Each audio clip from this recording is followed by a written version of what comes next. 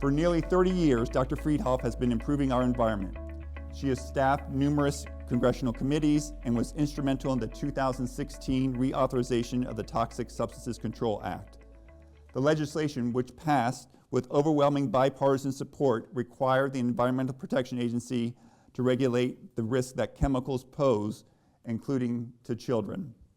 Last year, in large part because of her leadership, the EPA proposed a ban on all uses of TCE.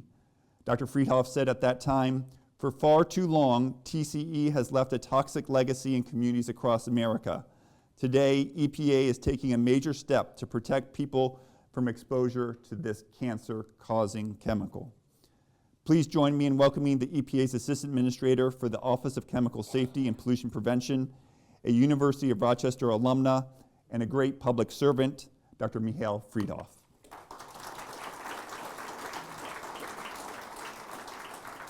I'm so happy to be here at the invitation of the University of Rochester. It was actually during my PhD work there where I was first exposed to the idea that there are careers that exist squarely at the intersection of science and society, and that maybe there was a professional home for someone whose genes include those of my mother, Canada's second ever female physicist, and those of my paternal grandmother, a social worker who graduated from college in the 1920s. So we're here to talk about a critically important question whose answer also lies squarely at the intersection of science and society. How do chemicals in the environment impact our brains and the rest of our bodies, and what can we do about it? What I bring is EPA's perspective about what we're doing on toxic chemicals and pesticides, and why it can sometimes seem like we're not doing as much as we should be. The part of EPA that I lead implements our chemical safety laws, which are primarily the Federal Insecticide, Fungicide, and Rodenticide Act, or FIFRA, which deals with pesticides, and the Toxic Substances Control Act, or TSCA, which deals with toxic chemicals. And these remarks are basically a tale of two laws, and two troubled histories of chemical innovations that were enjoyed without much thought of the unintended consequences. And so much of that history dates back to World War II. In the 1930s, the US was using half the world's natural supply of rubber, most of which came from Southeast Asia. But after Pearl Harbor, Japan cut off access to the natural rubber. Rubber was critical to the war effort, not to mention all the other things we used it for. So the government and industry got together, created synthetic rubber. And in just 4 years, US production of synthetic rubber went from 231 tons a year to 70,000 tons a month.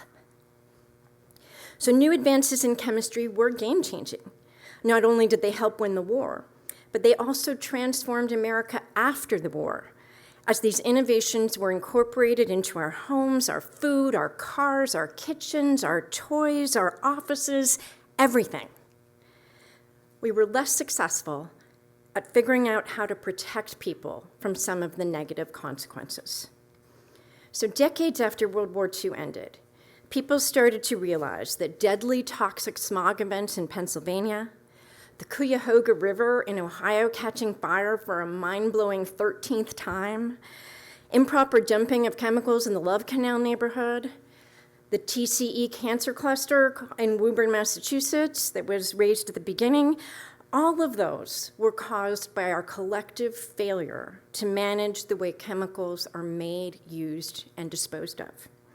So in the 1970s and 80s, as our collective awareness of that failure increased, the EPA was created, and Congress started to write some of our bedrock environmental laws. These were and are absolutely game-changing statutes that improve people's lives in real and important ways. And when it came to chemicals, the Nixon administration understood it wasn't good enough to clean up the air we breathe, the water we drink, and the land we live on after it was already polluted and making people sick. So they asked Congress to enact a new chemical safety law. The Nixon administration told Congress in 1971, quote, "We should no longer be limited to repairing the damage after it has been done, nor should we continue to allow the entire population or the entire environment to be used as a laboratory. The original 1976 Toxic Substances Control Act was too weak. It grandfathered in the thousands of existing chemicals that were already in commerce without requiring additional review. And when EPA tried to use TSCA to ban asbestos in the late 1980s, a court overturned the ban and rendered the law almost powerless to regulate existing chemicals. As a result, while the air, water, and land were being cleaned up through the successful implementation of laws like the Clean Air Act, the Safe Drinking Water Act, the Clean Water Act, the Superfund Law, the law that was supposed to manage the way chemicals are made and used in the first place was failing. In the decades that followed, we know what happened. Many toxic chemicals were used without restriction. People got sick and even died due to exposures like chemicals like TCE.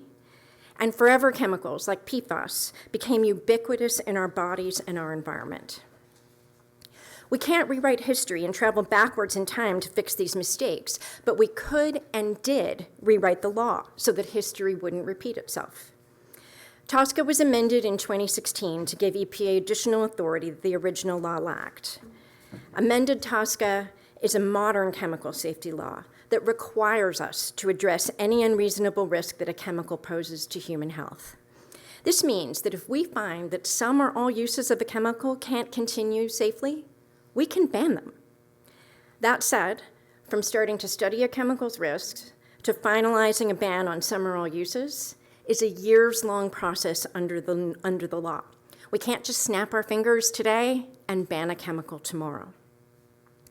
But we have been able to put in place a significant number of protections. We started with the first 10 chemicals chosen for action under the new law. One of them was trichloroethylene, TCE, a chemical that's been used for everything from automotive care to cleaning products to making other chemicals. TCE is also one of the chemicals that cause the cancer cluster in Woburn, has been linked to a wide range of non-cancer effects, including Parkinson's disease. A study released last year showed that Marines who served at Camp Lejeune in North Carolina between 1975 and 1985 had a 70% higher risk of Parkinson's than veterans who served at a different base. And we know that TCE was in Camp Lejeune's water during that time. In our scientists' view, TCE is so dangerous that we don't think any uses can safely continue, which is why we proposed to ban it last fall. Another of the first 10 chemicals that can cause damage to the central nervous system is perchloroethylene, or PCE, which is a solvent that's used widely in dry cleaning and spot removers and other cleaners that people can be exposed to. We propose to ban all consumer uses and many commercial and industrial uses, while we think some uses can safely continue under a strict worker safety program. A third example is methylene chloride. We just finalized our rule to ban most uses of that chemical. Acute exposure to methylene chloride can cause so much damage to the nervous system that you can very quickly die. It's not only responsible for the acute poisoning deaths of at least 88 workers since the 1980s, but EPA also found chronic exposures pose risks of damage to the liver, reproductive, and immune systems, and no fewer than 6 different types of cancer. In fact, for those first 10 chemicals, EPA found 7 of them cause at least one type of cancer, 1 of them causes a type of brain cancer, and 8 of them cause other non-cancer effects to the nervous system. And by the end of this year, we hope to finalize 6 or 7 of those rules, showing the promise of the still very young law to do what should have been done from the start of the industrial age. Make sure that the chemicals we need for everything from our iPhones to our military are made and used safely. We're also well on our way to finishing risk evaluations on the next 20 chemicals in the TSCA pipeline, which will be the next set of chemicals to then undergo regulation. We're working on 5 solvents that we believe can impact the central nervous system at high doses. We're finalizing a risk evaluation for TSEP, a flame retardant, which can cause neurological effects.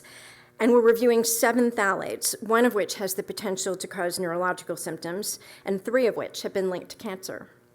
When we start to write rules for this next set of 20 chemicals next year, we'll have more protections from chemicals that can harm the brain and central nervous system. So I said these remarks would be a tale of two laws. So I'd like to shift gears now and turn to our pesticides work. Another thing that Japan cut off access to during World War II was pyrethrum, an insecticide extracted from chrysanthemums that was used to control lice and mosquitoes. And the supply of quinine, which was used to protect soldiers against malaria, was cut off when Germany occupied the Netherlands and Japan took over Indonesia. The best replacement for pyrethrum and quinine ended up being DDT.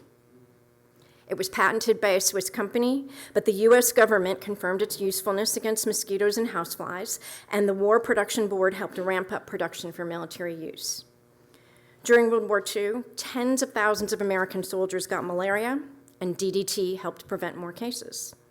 It was also used to delouse European refugees, helping prevent typhus from spreading through an already war-torn continent. You can still watch propaganda films from the War Department put out at the time. In one video, an office proclaims, "I consider this amazing chemical the most valuable contribution of our wartime medical research program for the future health and welfare, not only of the nation, but of the entire world."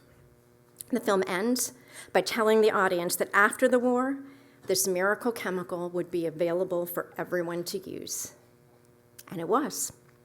While using DDT to prevent the spread of malaria started during the war, by 1952, its use in the United States resulted in a reduction in domestically transmitted malaria cases from millions to just a few hundred each year. And then we started using it on food crops. In just 1 year, 1959, the US used 80 million pounds of DDT. By 1970, while its use had declined, about 80% of it was being used on crops like cotton, peanuts, and soybeans. I think we all know how this story ends. As effective as it might have been at controlling pests, DDT was extremely persistent. It absorbs into soil and can stay there for more than a decade. It accumulates in fish and animals. It wreaks havoc on the environment and poses risks to human health. Those concerns really went public when Rachel Carson published her book, Silent Spring. We know Rachel Carson as an author, but she was first a civil servant and a scientist. She worked for what's now the US Fish and Wildlife Service for about 15 years. In Silent Spring, Carson traced DDT's path through the ecosystem and pointed to it as a culprit for the decline of bald eagle populations. Needless to say, chemical industry was not thrilled with her book. They threatened lawsuits, mounted an extensive PR campaign, calling her a hysterical woman and questioning her scientific credentials. There are even reports that the Secretary of Agriculture wrote a letter to President Eisenhower complaining about the book. He reportedly questioned why an unmarried woman cared about the impact of pesticides and decided she must be a communist. Rachel Carson is widely credited with sparking the environmental movement, which ultimately led to the creation of EPA, and shortly after EPA was created, EPA banned DDT under FIFRA, the second of our two laws. In 1970, Congress moved the authority for regulating pesticides from the Department of Agriculture to the brand new EPA, in part because the Rachel Carson history demonstrated why the agency whose job it was to promote agriculture should probably not also be the agency in charge of regulating pesticides. Unlike TSCA, though, FIFRA is an old law that requires us to balance the risks and benefits of pesticides.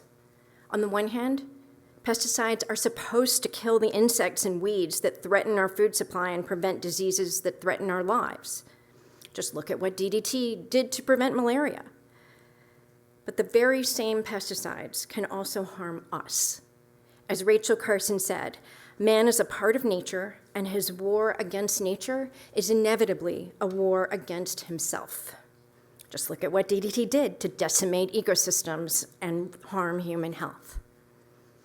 One key difference between TSCA and FIFRA is what we can and can't do to address risks that we don't think can be managed by anything other than a ban. Under TSCA, we have clear authority to write a rule that bans a chemical, and a statutory deadline to finalize our rules within 2 years of finishing a risk evaluation. Under FIFRA, it's a completely different story. Our pesticide decisions aren't even rules. They're licenses we give to companies that describe the way their pesticide has to be used. So when EPA reviews its past pesticide licensing decisions, which we have to do every 15 years, and we find that some or all uses of a pesticide can't continue safely, the law doesn't let us just ban them unilaterally the way TSCA does. We have to amend or cancel a license that belongs to a company. So often we see calls from environmental organizations or farm worker groups for EPA to immediately ban a problematic pesticide. The problem is, there is no immediately in FIFRA. Here's an example. In 2008, EPA found that children were being exposed to a type of rodenticide and told companies to change how they were used. Some companies refused. So EPA started to move towards cancellation of the license by holding a scientific advisory panel in 2011. In February 2013, some of the products were still out of compliance, so EPA announced it was canceling the registrations. In response to EPA's announcement, the manufacturer exercised its right under the law to contest the cancellation through an administrative hearing process. After 18 months of pre-trial activity, the manufacturer chose to voluntarily cancel the products and began to phase out production in June of 2014, but it didn't stop distributing the products until 2015. 7 years from start to finish. And under the law, the manufacturer could have pursued even more ways to delay the outcome. When it comes right down to it, as an Biden administration appointee, I'm guaranteed only 4 years in this job, though I hope to get another 4.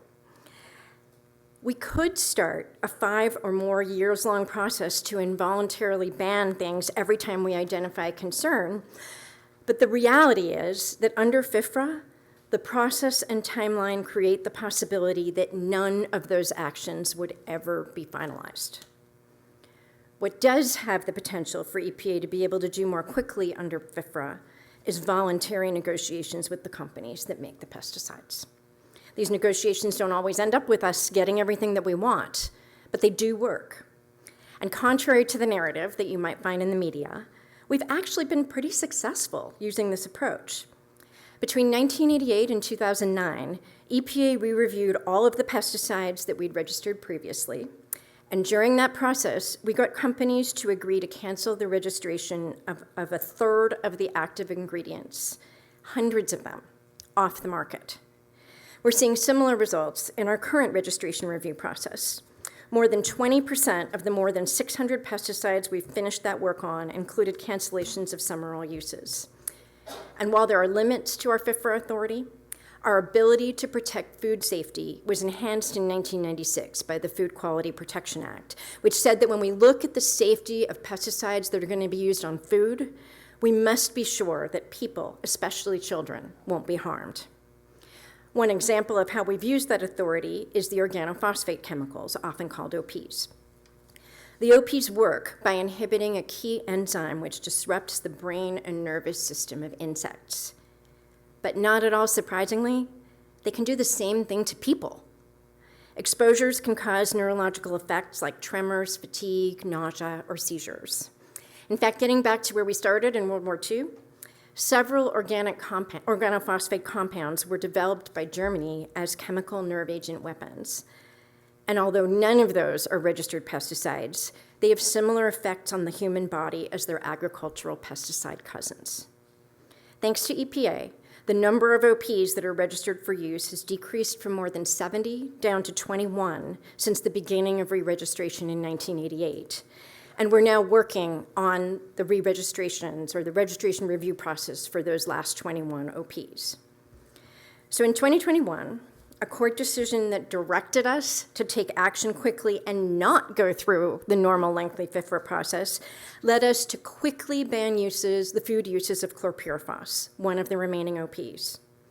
But then a second court recently overturned that action. So now we're back to our more typical practice of trying to make as much progress as we can through voluntary negotiations. I have high hopes that we'll soon be able to announce meaningful steps to reduce exposures through those efforts. Recently, we also evaluated acephate, which has taken the place of chlorpyrifos as the most highly used OP in agriculture. Just a few weeks ago, we proposed to ban all but one use of this pesticide. And last year, we prioritized early action on 4 other OPs several years ahead of schedule because of the serious risks to farm workers that we found. We are making progress using the laws we have, the resources we have, and the science we have. I know it may not always feel like we're moving fast enough, and it may not always feel like we're being as aggressive as people would think we should be, but the reality is we have to follow the science and the law. The law that governs toxic chemicals is still very new and just beginning to show its promise, and the law that governs pesticides puts a lot of constraints on what we can do and how quickly we can do it. Our challenges at EPA are many. Decades of unmanaged chemical and pesticide use following World War II that have gotten into our air, water, and bodies. Laws that must be carefully followed if we want our actions to be able to withstand court challenge. Scientific methods that take time to create and improve when more time is the very last thing communities who have been exposed to these substances for decades want to hear. From our first strong TSCA rules on chemicals like TCE and methylene chloride, to our work to put strong pesticide protections in place, EPA and its amazing career scientists and other experts are meeting that challenge. But I want to close with a challenge for you. I spoke earlier about Rachel Carson, a former federal scientist who was utterly vilified in highly personal ways by industry and even some in the highest levels of government for her work. Unfortunately, casting doubt on science and the motives of those who do it happens all the time. Think about what some climate scientists go through. Subpoenas, comparisons to child molesters, accusations of fraud or distortion of data. Think about the COVID conspiracy theories that say the vaccines are putting microchips in people's bodies and are responsible for thousands of deaths.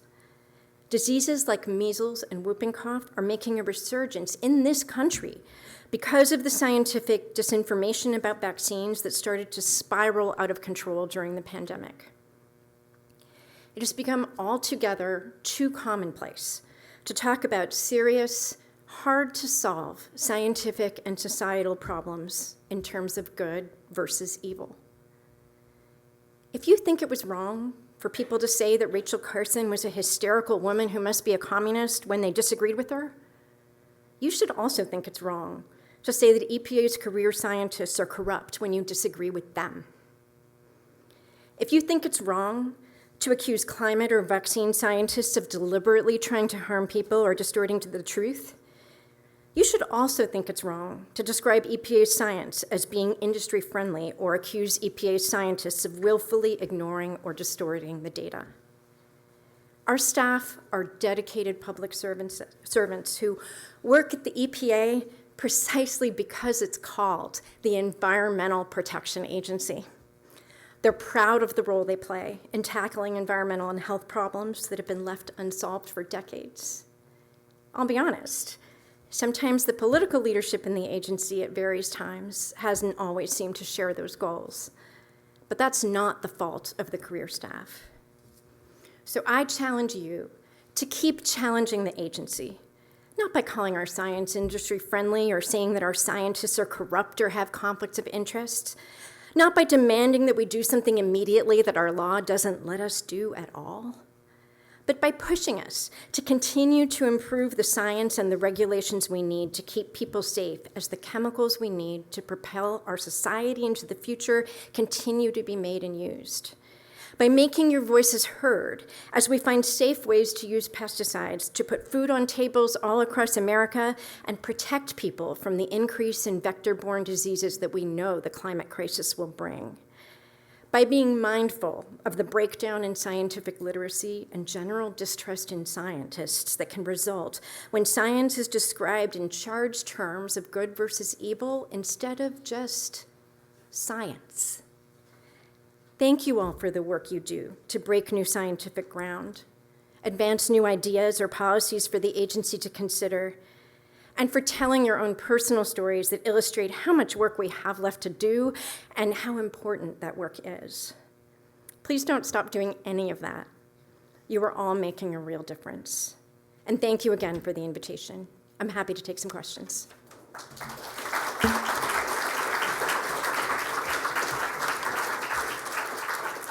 Insay Witherspoon with the Children's Environmental Health Network. How are you? Back here. In the back, it's okay. Thank you so much. I would say that the very helpful education that you gave as far as what FIFRA allows EPA to do and not do is something that is not easily transparent among the advocate community, and I think the well-intended, even community-based organizations. How can national group like ours and regional groups and coalitions that are in the room help better, translate, that reality so that we can all be much more in lockstep in supporting EPA versus maybe the alternative? Yeah, thanks very much for that question. It's not surprising that it is what it is sometimes. Some of these chemicals have been around for decades. They are very harmful. And I think we understand people's frustrations and people's impatience with us. It's entirely understandable. But I do think that it helps the agency when groups come in asking us to do something that we can actually do.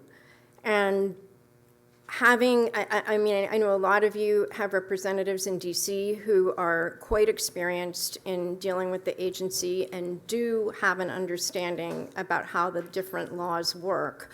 And I think working with them to try to frame out things we can do, things we can grant, scientific techniques we can use, data that we can use that we might not have. All of those things would be really helpful. Thank you, Assistant Administrator Maureen Swanson with Project Tender. Your office just stripped the child safety factor from OP pesticide assessments and regulations, and the child safety factor is a 10-fold protective factor that was established unanimously by Congress in the 1996 Food Quality Protection Act. So I wondered if you could speak to why that long-standing protection for children from pesticides has been just stripped away. Sure. Well, first of all, let me just say that it hasn't been stripped away. What the law said is use a factor of 10 to make sure that you're protecting the most vulnerable among us, unless you have scientific information that demonstrates that a factor of 10 isn't needed. So I want to be really clear that with the organophosphate chemicals, 100% of them start our process with the factor of 10 included. And our scientists then look at a range of information which include epidemiological studies, includes animal studies, includes non-animal approaches. It's not just our chemical office scientists that do that work. We also work with our research and development colleagues as well as our children's health protection colleagues. And what our scientists do is they look at all the data that's available, and for each OP separately, they determine whether the factor of 10 scientifically should be there or not. And I completely recognize that's a controversial. It's a controversial decision as we go OP by OP. But I'll just say, acetate's a great example. There was a lot of alarm that we had removed the 10-fold safety factor for acetate. Our risk assessment still found it to pose such severe risks that we banned all uses but one, or proposed to ban all uses but one. So I think from the EPA scientist perspective, they believe they are calling scientific balls and strikes. There is no hidden agenda, there is no policy premise involved.